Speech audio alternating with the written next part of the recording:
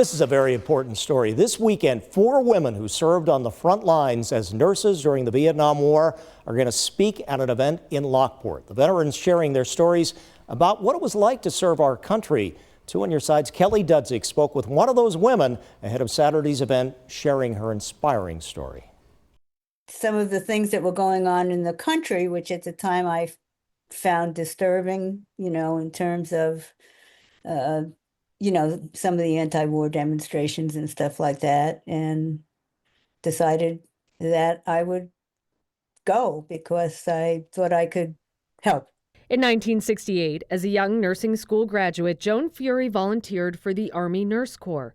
She served in Vietnam from 1969 to 70, caring for wounded soldiers and civilians. I was 22, and the casualties were younger than I was. And of course they were drafted, they were right out of high school. And, it was pretty amazing. And I think the other thing I touch on, because a lot of people don't realize this also, is that when you're in that kind of a setting, when you're in a war zone and you're in a hospital, you also end up taking care of civilian casualties.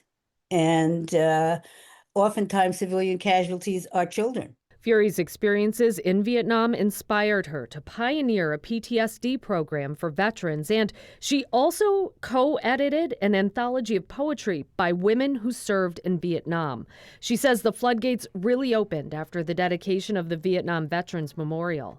You found out that there were other people that also had written poetry and had written essays or prose or, just jotted down experiences in a, pretty